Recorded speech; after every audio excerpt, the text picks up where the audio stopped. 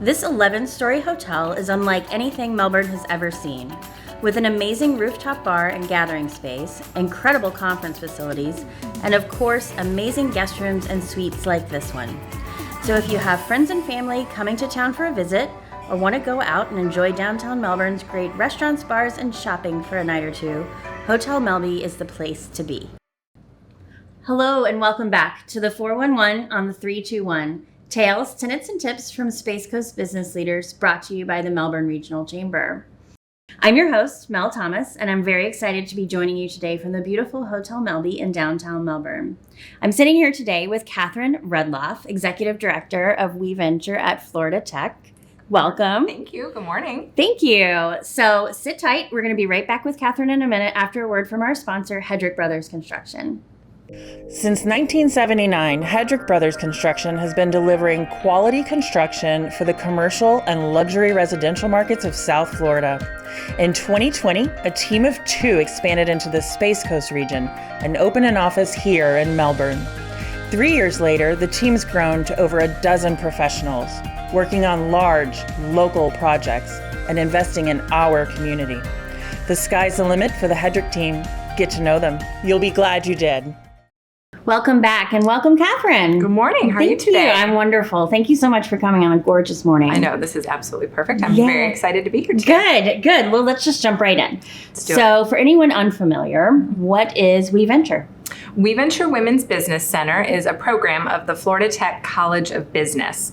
We're actually an affiliated program with the U.S. Small Business Administration. They provide funding to organizations all around the country to host women's business centers to help female entrepreneurs access the technical assistance, coaching, mentorship that they need to be successful. There's actually 140 women's business centers all around the country. We're in every state from Puerto Rico to Alaska. Nice. And we have been a program at Florida Tech since 2007. Wow. Okay. So speaking as executive director, I'm just curious about your background and what brought you to WeVenture. It's an interesting story because my background's actually in politics, Mm-hmm. and I'm an undergraduate in political science and a master's in political management, and I worked in campaigns at every level from local up to state, federal. I worked on a presidential in 2007, always on the communication and kind of advocacy side and outreach. And it's interesting. I took a step back from my political career when my children were young and became very involved in the community, focusing a little bit more on women's and children's nonprofit issues. And then when I was ready to enter the workforce, I had the chance to kind of step into a role to help, affiliated with the Melbourne Chamber, a group called Business Voice, which focused on helping local businesses be more politically active and find their voice in advocacy for small businesses in the political arena. And that was wonderful. I did that for about 4 years and really enjoyed getting to know our business community very intimately and helping them advocate for policies and issues that affect us both in Tallahassee and in Washington. And when the position at WeVenture opened, I wasn't really sure that maybe it was the right step for me. But then after coming, I started in January of 2020. Okay. And 3 months later, when the pandemic hit, it really occurred to me that I was maybe the right person for the job, and it was the right time to step into this position because WeVenture really was the boots on the ground for the SBA and for the federal government, and that it was critical when we saw the number of women that not only were exiting the workforce during that time, but the number of women-owned businesses that were underbanked or underprepared to take advantage of the federal programs, that now more than ever, women need to step into our voice. We need better advocacy efforts. So in addition to managing the coaching programs and the great work that my staff does working with businesses, as executive director, I've really focused my efforts on advocacy work in Tallahassee, in Washington, on behalf of the women and the clients we serve. Excellent. I mean, you hit on a few things. I think we're going to dive deeper into the advocacy, the career, the family, all those fun things that women, we struggle with that from time to time. Absolutely. But while we're on the subject of WeVenture, I want to talk about some of the programs that you offer there. I mean, you hit the nail on the head so much, but there's some specific. So there's the business coaching that you mentioned, Ignite 360, the Athena program, and also Well, let's talk about Athena first. Sure. So tell me what that is. So our mission is not just to help entrepreneurs. That is a big focus of what we do. But we really want to be a voice and resource for all professional women. And so the Athena program is an effort to help women grow as leaders, to have more confidence as leaders. And it's a wonderful program. Athena International is an international organization. It actually has its roots in the Chambers of Commerce back in the 80s, when there was an effort to say we need more women business leaders to engage in our community. And so it has its roots in that. I'm like a certified facilitator, so I get to lead the course, but it's the best book club ever, I say, because we meet once a month and you cover one chapter a month of it's called Becoming Athena book. And we go through 8 characteristics of leadership. And when you compare it to programs like Lead Brevard that are about learning about the community and how can I engage in the community as a leader, this is much more inward focused. This is saying, what are my strengths? What are my weaknesses? How do I leverage my innate, sometimes uniquely feminine characteristics to be an effective leader in my professional career? It sounds fabulous, and I'm happy to announce I will be taking that course this year. Yeah, I'm really excited. That starts in April. Yeah. And we're very excited. This is also the first year we're hosting an Athena cohort on the Treasure Coast. So we have another partner that went through the class this year, liked it so much, she became a certified facilitator. And so now we're forming a cohort down in St. Lucie County. I love success stories. Okay, what's Ignite 360? So Ignite 360 is our I like to call it our wraparound business support programming. Our business coaching that's part of the WBC program is always free. Clients can come in and access one of our coaches, and we're always there to help bounce ideas off of and guide you as you're working. For those businesses that we say are trying to navigate change or prepare for growth, Ignite 360 provides a team of mentors and a little bit more wraparound support on a 3 or 6 month level, depending on the program. And it's very outcome driven. So our coaches beforehand will meet with you and say, wow, you're really struggling with operations. And until we get some of these basic hurdles that no business owner wants to tackle, that are always the hardest part of running a business, but until we tackle those, it's gonna be hard for you to scale up. So we provide you the team and the resources you need to really address those operational challenges. And at the end of 6 months, then you can say, wow, now I'm really ready to grow. And the outcomes are unbelievable. We see about a 40% increase in revenue. All of our Ignite 360 graduates, over 175, are still in business. All have gone on to create jobs and grow. So that's where we see a lot of people start businesses. That's where we really see the impact to help people grow their business. And we used to see that at the chamber too. The concept was sound, or the mission if it was a nonprofit, but it was actually the operations, the work plan, all of those things. And these days it's harder. It might be saying, let's look at what your supplier base is, are all your eggs in one basket. It might be your onboarding processes in a tight labor market. What are you doing to stand out with your employees? So that's why we like to say it's very customized. Everything is client centric. Okay, sounds fabulous. Speaking of fabulous, one of my most favorite events in the world is coming up soon, the Women Who Rock Awards. Yep. I've been to it several times. It's just so much fun, and you leave, it's quick, it's over a lunch, but you leave, if you go back to work or whatever you're doing that day, just feeling great, just feeling like part of something really cool. Can you tell us what we can expect this year? Absolutely. So you can expect more of the same. We do pride ourselves. It is 11 a.m. to 1 p.m. and we are punctual and on time. We will give out 6 awards, and you will be fed, and you will have time to network in that 2-hour window. But we do that because women are just awesome. And that's what this event is all about. We collect nominations from the community. We spend the whole month of March celebrating the nominees, because all of them really are doing great things and deserve our recognition. And then at the luncheon itself, we try to make them each feel special. While yes, only one in each category will get, a lovely statue and a bouquet, we try to do our best that all month. It really is about celebrating the collective accomplishment of these women. And it too actually dates back to and was inspired by Athena, because it was started by the same women that started Athena International, had this idea.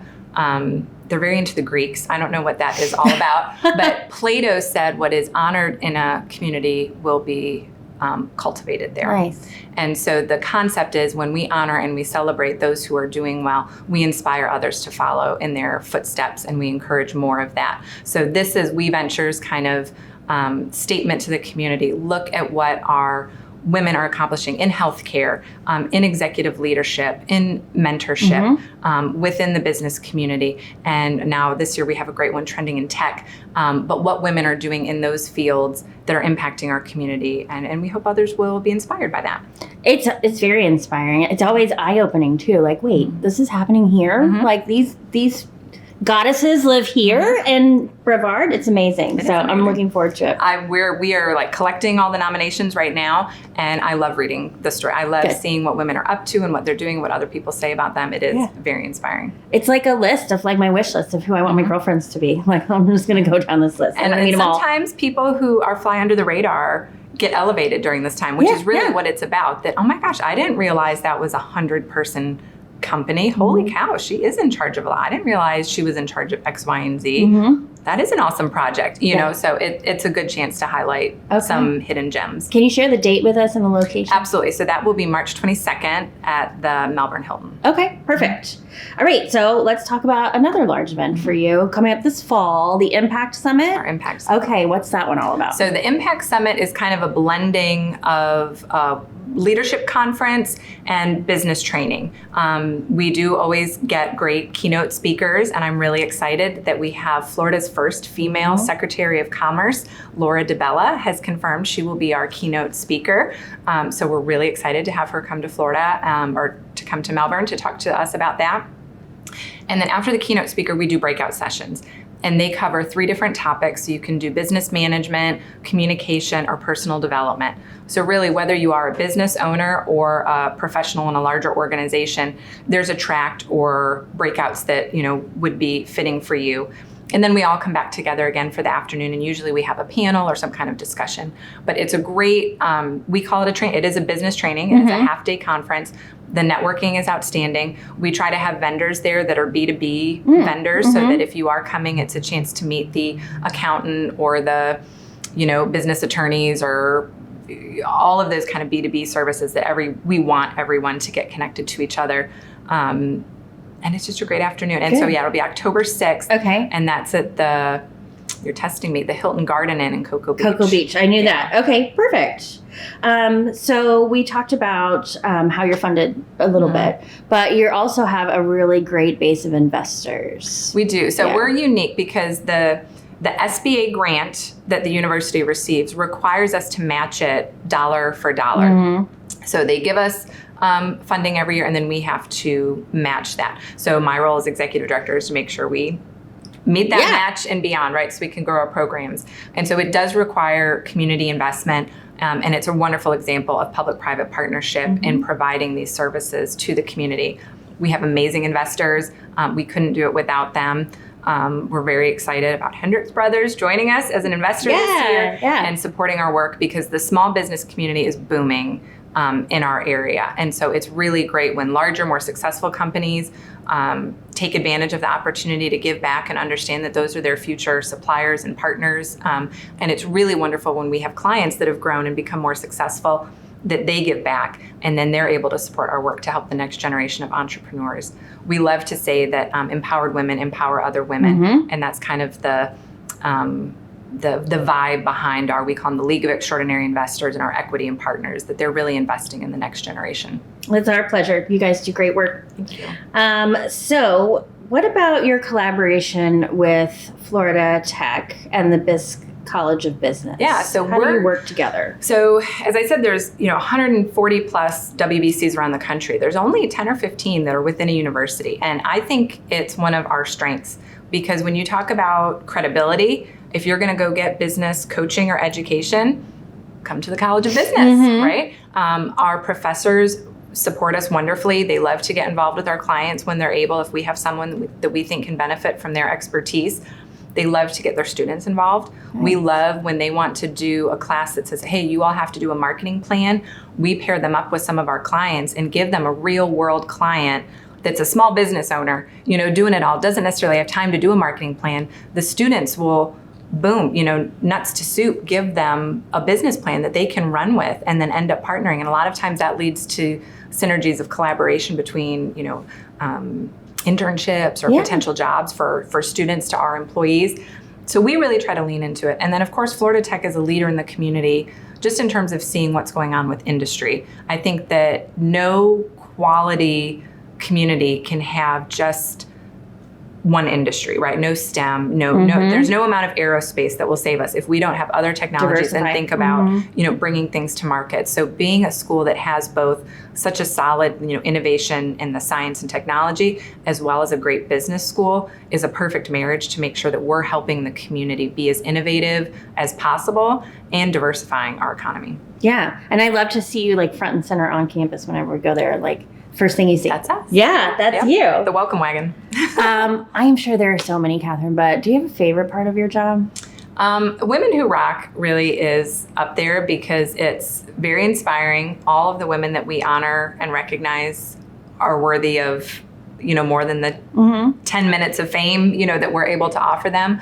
But it really hits to my mission of advocating for the growing presence and importance of women in the economy. We have surpassed men in the labor force only twice in United States history, but with the graduation rates, women are out-graduating men at almost every level.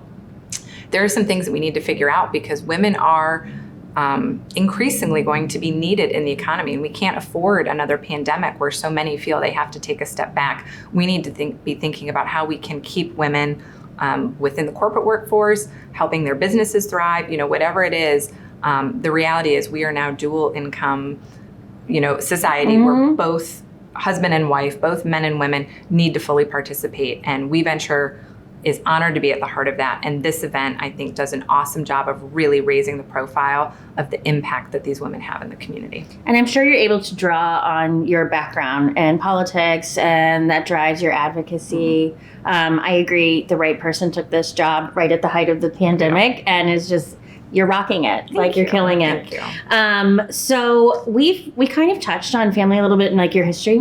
So as someone that struggles with the work-life balance, like so many people that are watching, men and women, I think you do a really great job. I've actually been on Zooms where you've taken it from home and your son wasn't feeling well, so he's there, and you'll say, excuse me one second, and he has a question, and you answer a question, and then you go back to your Zoom. I love it. So can you... That's reality. Yeah. So I wonder if you could speak to that, because I know you make your kids and your family a huge priority in your life. Yeah. So this is a talk that I have given to many women's groups and things, but I ban the word balance. Okay. Balance is inappropriate.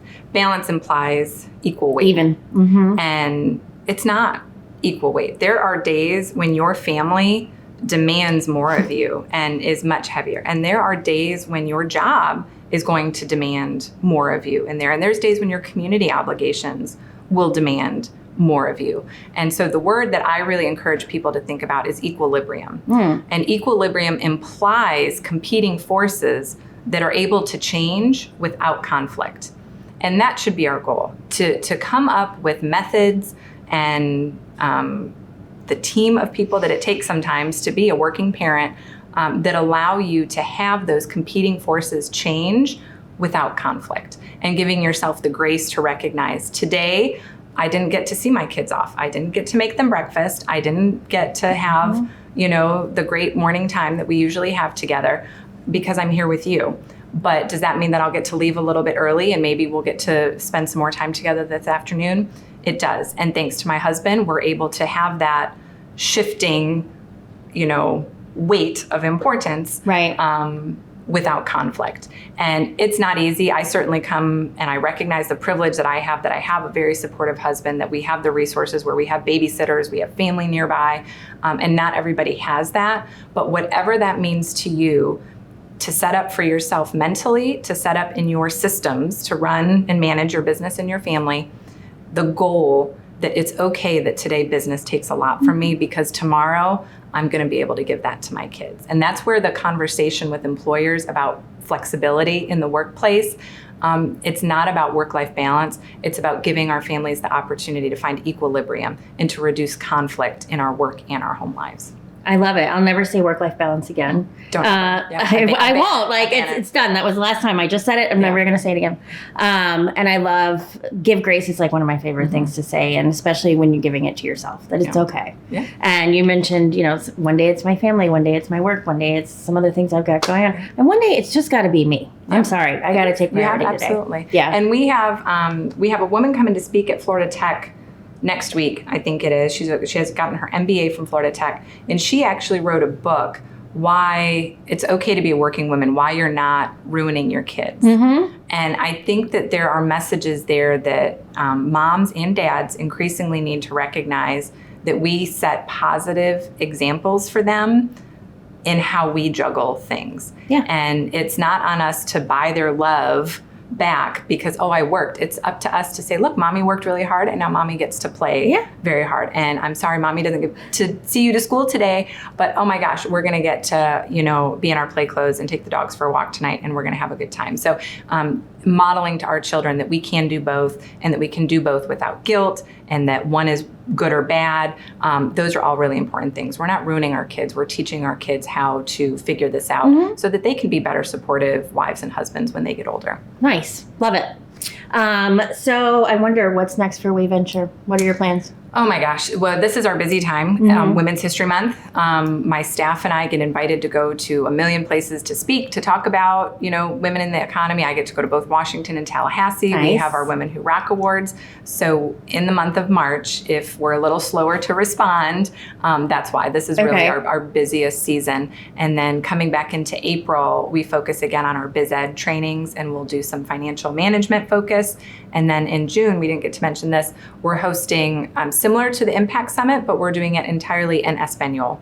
So in June, we'll be doing a Hispanic Business Summit. And our goal there is, services in Spanish are not ubiquitous yet up here in Brevard like they are in South Florida, but we do have a really growing Hispanic population. So our goal is to host a biz ed training, bring together those business to business services that have the capabilities to work with bilingual business owners and want to encourage, them to be thriving here, and have a great afternoon, just like we do with the Impact Summit, but do it entirely in Spanish. Good for you. I'm going to keep my eyes open. I want to see how that turns out. Yeah. I'm sure it's going to be fabulous. Okay, great. So this is the time in the program where I usually ask our guests if you could impart a little pearl of wisdom. If it could be something you heard, an expression, something you read, but it resonated with you and it served you well in either your personal or professional life. I have two that come to mind. Of course you do, because you're an overachiever. Yeah, I have two.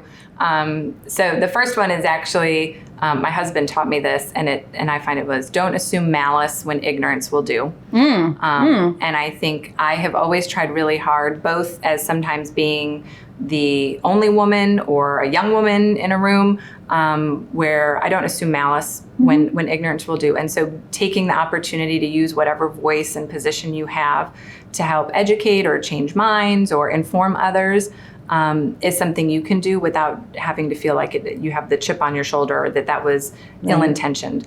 And so in my advocacy work, I really try to embrace that.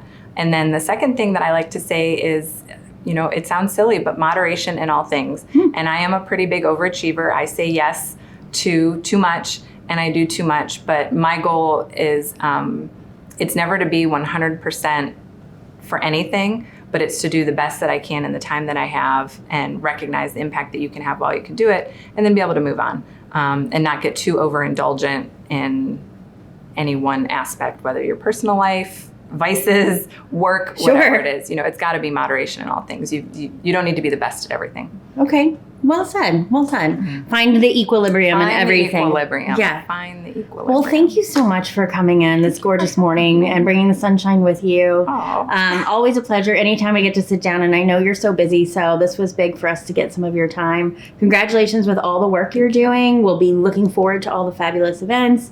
And we'll have you back next year, and you can tell us about all the great things you're doing in 2024. Thank you. I really appreciate the opportunity. Yeah, you're welcome back anytime. Thanks. Thank you.